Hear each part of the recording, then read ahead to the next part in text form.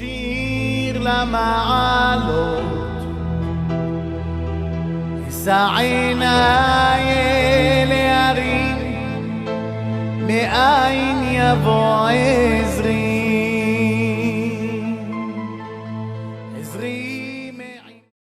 Bishut Merev Rabotai, nous sommes la paracha de Tazria.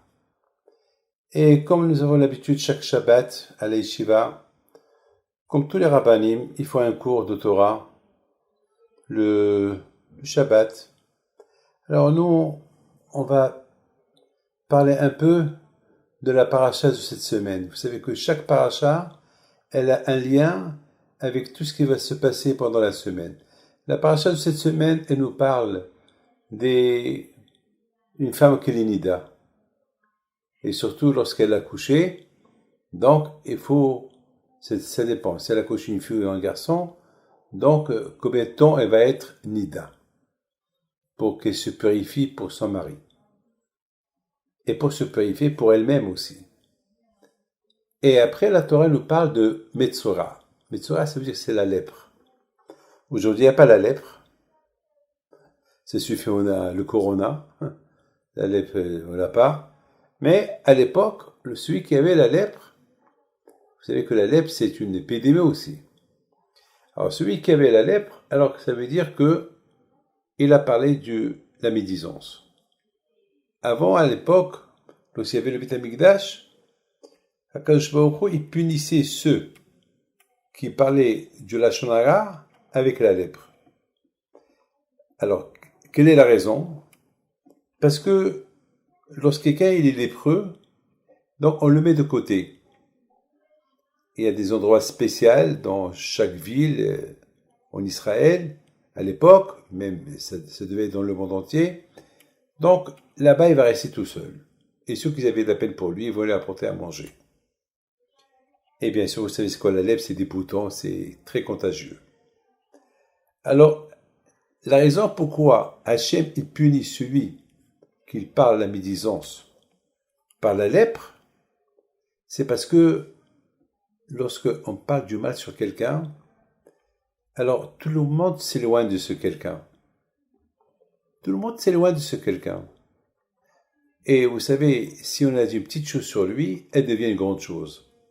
Il y avait une fois un rabbin qui est venu chez lui, un juif.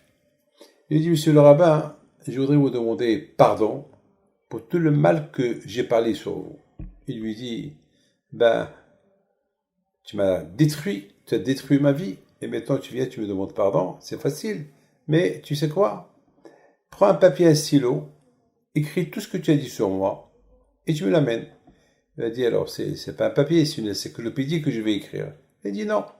En résumé, tu vas écrire. En résumé, c'est tout. Quelques jours plus tard, il vient avec une dizaine de feuilles. Il dit, voilà, monsieur le rabbin, le résumé de tout ce que j'ai parlé sur toi. Le rabbin lui dit, bon, viens avec moi, on va monter en haut. On va aller à la terrasse. Ils montent les deux à la terrasse. Le rabbin prend les papiers, il les a pas lus. Et il les a déchirés. Il prend les petits papiers, il les jette. Il les jette par la terrasse. Il les jette en l'air. Bien sûr, le vent, il a fait disparaître, il avait fait disperser tout le papier à gauche, à droite. Alors, le monsieur, il a cru que le rabbin lui a pardonné. Alors, il dit au rabbin, alors, Rabbi, vous m'avez pardonné? Il dit, tu sais, mon fils, je vais te pardonner une fois que tu vas ramasser tous les papiers que j'ai déchirés, les papiers que tu as écrits, que j'ai déchirés, et tu vas les recoller. Une fois que tu auras tout recollé, je te pardonnerai. Il lui dit, mais c'est impossible. Le rabbin lui dit, et comment tu veux que je te pardonne? Comment que tu veux que je te pardonne? Je ne sais même pas à qui tu as parlé. Tu m'as détruit. Comment tu veux que je te pardonne? Tout ce que tu as dit, tu m'as détruit partout. Donc, il n'y a pas un endroit où il n'y a pas un petit morceau de papier, une parole de toi contre moi. Mais c'est pas grave, je te pardonne puisque le bon Dieu te pardonne. Mes amis, ça, la Torah nous dit. La Torah nous dit que celui qui parle de la médisance, alors qu'il sache que sa punition, c'est la lèpre. Alors, vous savez que au départ, Akadosh Baruch Hu, il punit pas la personne tout de suite. Tout d'abord, Akadosh Baruch Hu, il va envoyer, par exemple, des tâches dans la maison, des tâches bizarres. Il va aller chez le Kohen, parce que la Torah dit, il faut aller chez le Kohen, il n'y a que le Kohen qui peut aider. Il va aller chez le Kohen, il va voir les tâches, il va dire, waouh, bon, peut-être tu as pas la médisance, alors on va attendre un peu.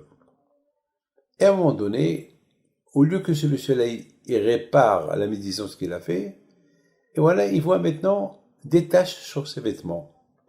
Il va aller encore chez le Kohen. Le Kohen lui dit, waouh, donc tu avais des taches dans la maison, maintenant c'est dans les vêtements, ça veut dire que tu as parlé de la médisance. Alors lui, il va dire, mais non, mais j'ai rien dit. C'est toujours ceux qui parlent de médisance, toujours ils vont toujours une raison de dire, ben, j'ai rien fait, j'ai rien dit, j'ai rigolé, tu vois. Ouais, mais le bon Dieu rigole pas avec ça. Parce qu'on peut détruire la vie de quelqu'un avec la médisance. Moi, je sais combien des gens étaient détruits complètement, perdus du travail, même des shidduchim cassés, des mariages cassés, parce que des gens, ils ont mal jugé, lorsqu'on on a pris ils ont pris la famille à renseignement sur tel et tel, ben les renseignements, ils étaient fausses ou pas, jalousie. Comme il y avait quelqu'un qui voulait un garçon pour sa fille, et puis il a entendu que ce garçon-là, il s'intéresse à sa fille, tout de suite, qu'est-ce qu'il fait? Il appelle les parents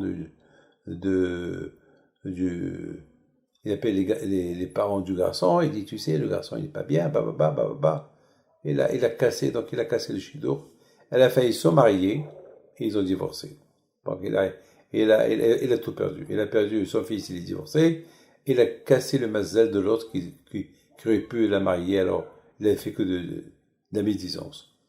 Mes amis, lorsque l'homme, il s'est pas corrigé par la maison qu'elle a été, et a eu des taches qui sortent de la maison, et pas les taches qui sortent de ses vêtements, alors là, Akadosh Baruch Hu, il y envoie la lèpre dans son corps. Et alors là, il va aller chez le Kohen. Et la Torah, elle l'oblige, va chez le Kohen. Tu es obligé d'aller chez le Kohen. Et pourtant, tout le monde se pose la question, le Kohen, c'est pas un prophète. Le Kohen, c'est pas un docteur. Le Kohen, qu'est-ce qu'il va faire? Eh bien, le Kohen, il va te dire oui ou non. C'est de la folie, ça. Bon, on voit que Hachem, avant qu'il frappe quelqu'un, toujours, il avertit. Il y a des avertissements avant qu'il le frappe. Mes amis, je m'excuse de vous dire une phrase. Avant que le corona, il est venu en Europe, au Moyen-Orient, ça a commencé quelque part. Ça a commencé en Chine. Peut-être on devait déjà faire une grande teshuva. Peut-être. On devait dire, mais malheureusement, les gens disent, ouais, ça ne peut qu'arriver qu'aux Chinois parce que eux ils mangent des chauves-souris, parce qu'ils mangent des singes, parce que, vous savez, mes amis, que au Mexique, là-bas aussi, ils mangent des singes. Là-bas aussi, Bémet, il y a des villes en Mexique, il y a des gens qui vont là-bas, dans ces villes-là, pour avoir un repas de singe ou de chauve-souris, enfin, vous savez, des animaux. Donc, c'est pas que les Chinois seuls, mais il y a même des Africains qui mangent, enfin, pas tout le monde. De toute façon, on aurait pu déjà se réveiller. Si ça commence par la Chine, il y a cette épidémie, peut-être ça peut venir, mais malheureusement, on s'est habitué. Parce que beaucoup de fois, il y a eu des épidémies en Chine, et ça s'est arrêté là. Il n'est pas venu en Europe, ni en Amérique, ni rien, alors on s'est habitué. Non, il faut faire attention. Akadosh Baruch Hu, il nous dit, il ne faut pas s'habituer. Donc, beaucoup de fois, Akadosh Baruch Hu, avant qu'il apporte un coup sur quelqu'un, il avertit. Un avertissement. Donc, Zat Hashem,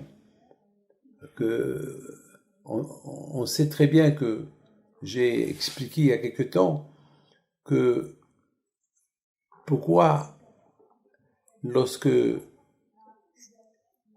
y a une épidémie on lit la Kétoret, il y a une paracha de Kétoret, c'est dans le sens quand c'était un parfum spécial avec une fumée qui sortait de certains grains, 13 sortes de grains.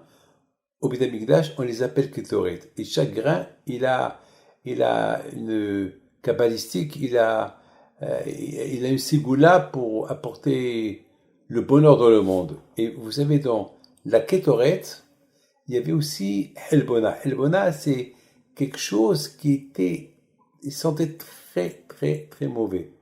On la mettait avec l'encens. Pourquoi? C'est parce que Akadosh Baruch Hu, il accepte la prière, il accepte la teshuva de tout le monde, même celui qui est très mauvais. Même celui qui est très mauvais, même celui qui est rachat, s'il fait teshuva, Akadosh Baruch Hu, il l'accepte. Akadosh Baruch Hu, il l'accepte. Mais il faut savoir une chose. J'ai dit quelle est la raison pour qu'on lit la Ketoret pour une Magefa? Parce que la Ketoret, on l'appelle Pitoum HaKetoret. C'est quoi Pitoum HaKetoret? Pitoum, ça veut dire, si tu veux que l'épidémie elle s'arrête, alors tu fais la Ketoret. Et c'est quoi Pitoum? Pitoum, ça veut dire pi, la bouche. Toum, ça veut dire atum, ça veut dire il faut fermer la bouche. Il faut fermer la bouche. Lorsque tu ouvres la bouche sur quelqu'un, alors ça apporte l'épidémie. Alors qu'est-ce qu'il faut faire? On lit la paracha de la Ketoret, ou on faisait à l'époque de Beth Amikdash la Ketoret. Mais Rabotai, aujourd'hui, il n'y a pas de Beth Amikdash. Alors aujourd'hui, puisqu'il n'y a pas de Beth Amikdash, pour arrêter une épidémie qui vient à cause de la Lashon Hara, à cause de la médisance, alors on lit la paracha de la Ketoret. Mais une chose est certaine est que on sait très bien que la fumée, lorsqu'il y a quelque chose qui sort d'une fumée, par exemple, si vous voyez dans les cheminées, vous voyez de la fumée qu'elle sort. À l'époque, je me rappelle, il y a 30 ans ou 35 ans, il y avait des trains à cheminée. Des grands trains, avec des vapeurs, ça faisait vraiment pom pom, ça avait des vapeurs, on dirait que c'est une fumée qui va rester éternellement. Non, elle va s'évaporer, elle va plus exister. C'est comme ça la médisance. La médisance, c'est des paroles qui vont passer, c'est de la fumée qui part en l'air. Mais malheureusement, ils font de l'effet. L'effet. Un effet grave. C'est pour ça qu'un jour, il te dit, Pitom HaKetoret. Ça veut dire que il faut fermer la bouche pour réparer les épidémies.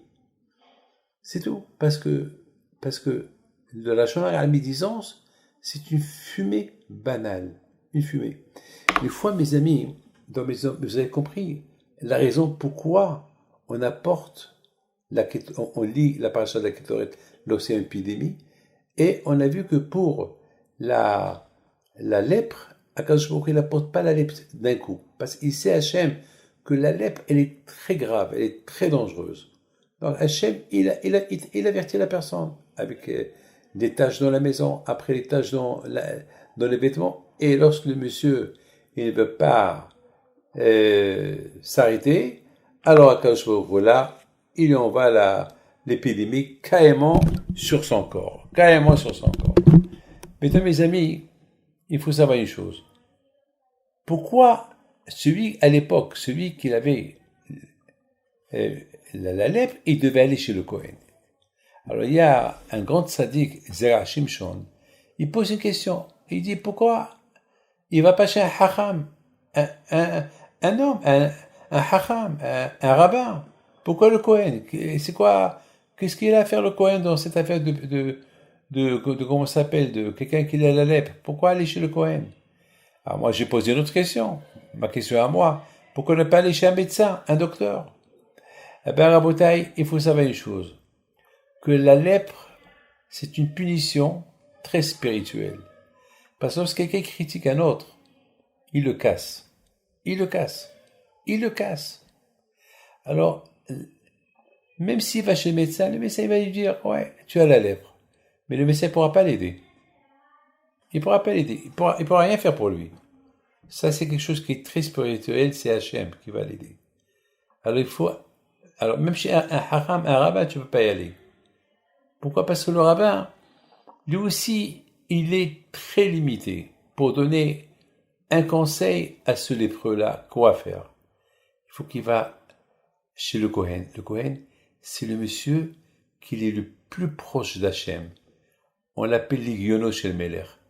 On l'appelle l'homme de Dieu, l'homme qui travaille pour Hachem au Beit HaMikdash, l'homme qui n'a pas, il a aucune cote-part en Israël.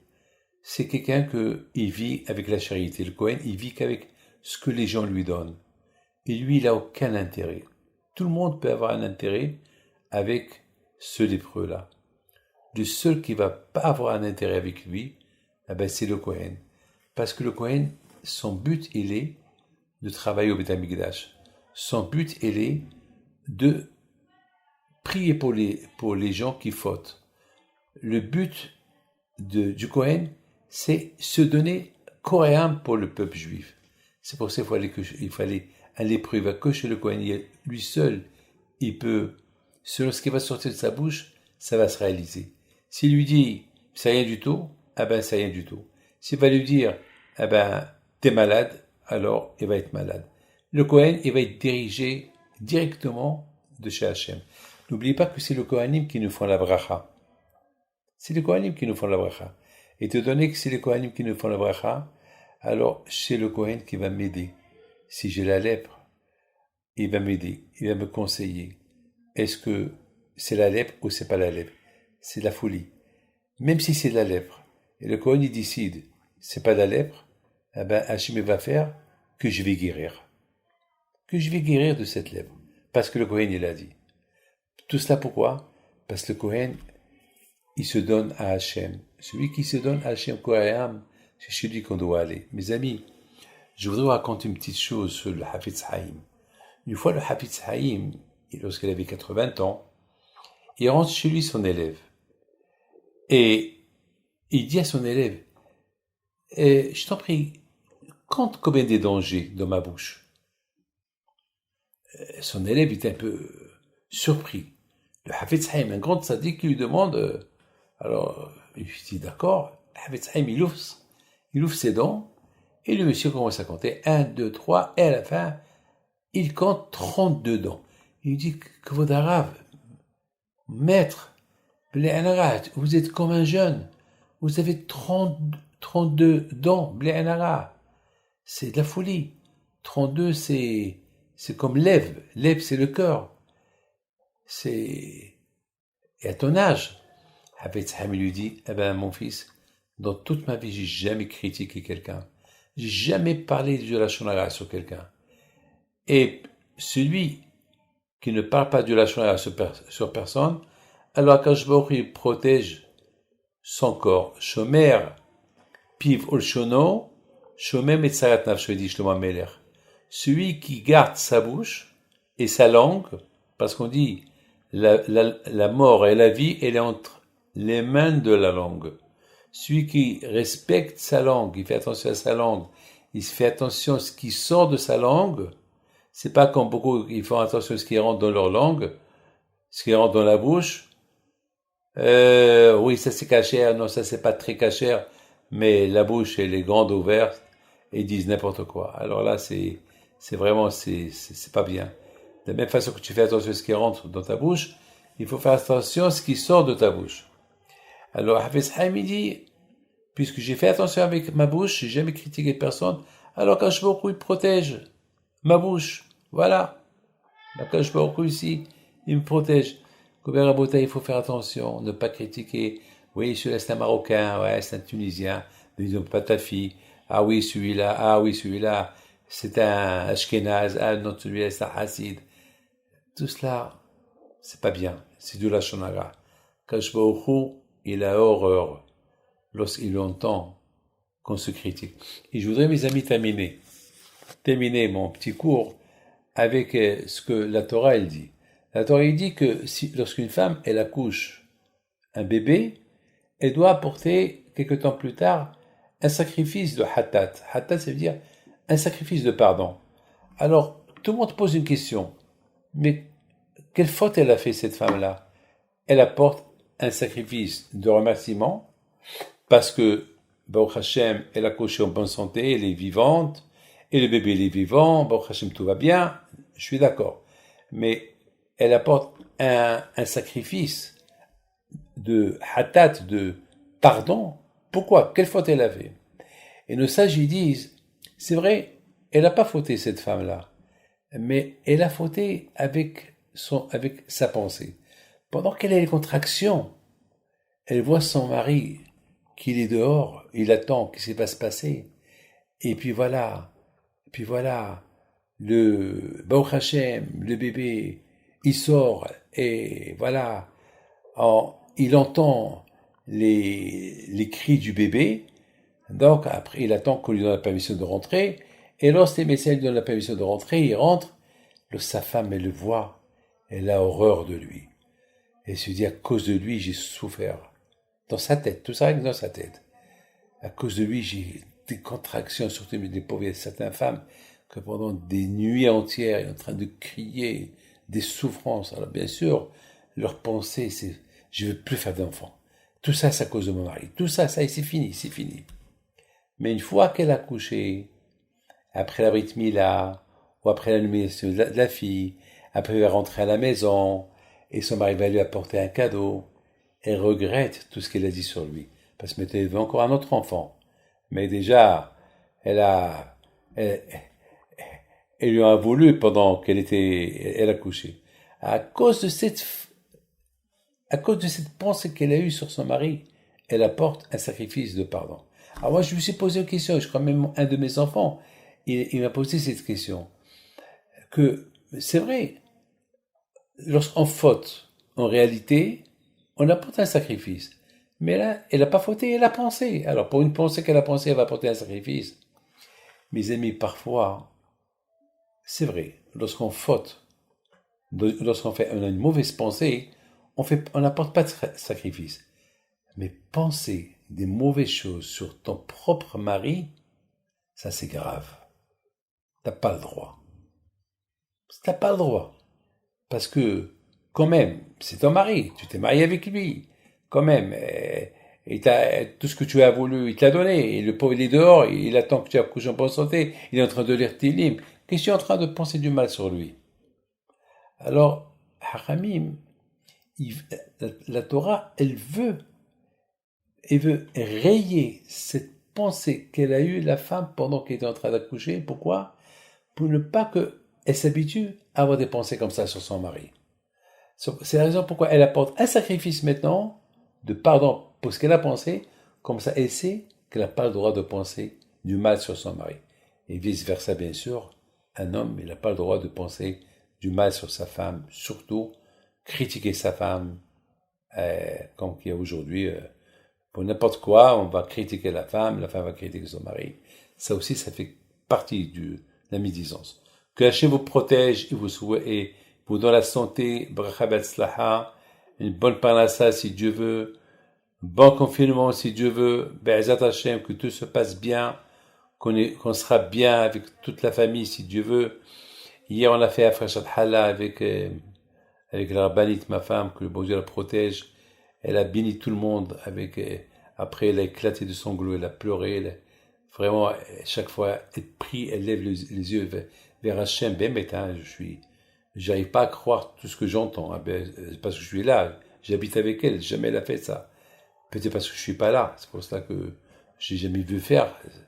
Mais comment elle prie, elle pleure des larmes, elle crie, on est seul à la maison, elle crie, Hachem, arrête cette épidémie, aie pitié de tous ces gens, aie pitié de tout ce monde, aie pitié. Mais la pauvre, elle me fait de la peine. Elle me fait de la peine. Donc, c'est que Dieu fasse, Hachem, que toutes les prières de nous tous, ils montent chez Hachem, et qu'on verra tous Mashiach, Hamil Kerason. אדוני ישמור צאתך ובואך מעתה